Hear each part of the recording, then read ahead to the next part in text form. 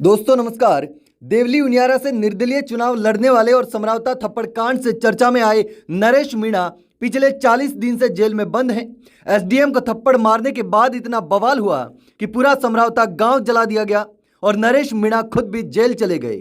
लेकिन उसके बाद से ही नरेश मीणा की रिहाई को लेकर सर्व समाज और नरेश मीणा के समर्थकों ने राज्य की भजनलाल सरकार के खिलाफ मोर्चा खोल रखा है।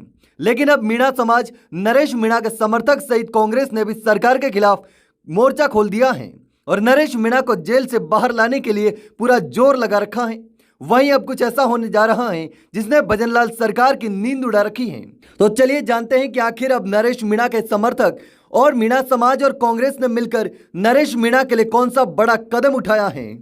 दरअसल 40 दिन से जेल में बंद नरेश मीणा की रिहाई के लिए कोर्ट में 23 दिसंबर को सुनवाई होने वाली है और सभी को उम्मीद है कि इस बार नरेश मीणा जेल से बाहर आ सकते हैं। वह जेल से बाहर आ जाएंगे, यह सभी को उम्मीद है। दोस्तों, इससे पहले भी उनियारा कोर्ट में सुनवाई हुई थी, लेकिन नरेश मीणा की जमानत खारिज हो गई थी। इसके बाद सर्व समाज और कांग्रेस ने सरकार को अल्टीमेटम दिया है। अगर इस बार नरेश मीणा रिहा नहीं हुए तो राज्य भर में बवाल होगा और बड़ा आंदोलन होने वाला है। इतने बड़े आंदोलन का ऐलान कांग्रेस ने और नरेश मीणा के समर्थकों ने मिलकर कर दिया है, जिसने भजनलाल सरकार की नींद उड़ा दी है। दोस्तों, कांग्रेस नेता और समाज ने 29 तारीख को बड़ी महापंचायत करने का ऐलान कर दिया है। दोस्तों, नरेश मीणा की रिहाई के लिए कांग्रेस के कई दिग्गज नेता समर्थन में आ चुके हैं। इनमें प्रमुख नाम कांग्रेस नेता प्रहलाद गुंजल का है, जिन्होंने न केवल नरेश मीणा की रिहाई की मांग की है बल्कि राजस्थान की सरकार को चेतावनी भी दी है।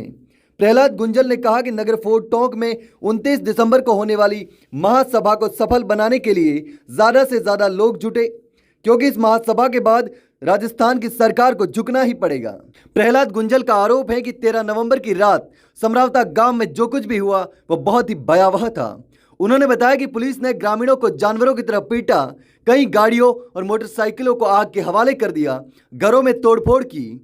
वहीं पुलिस प्रशासन का कहना है कि इस हिंसा और आगजनी के पीछे नरेश मीणा और उनके समर्थक जिम्मेदार हैं। गुंजन का कहना था कि इस प्रकार की बर्बरता पहले अंग्रेजों के जमाने में देखी जाती थी, लेकिन आज़ादी के बाद यह पहला मौका था जब ऐसा नज़ारा देखने को मिला।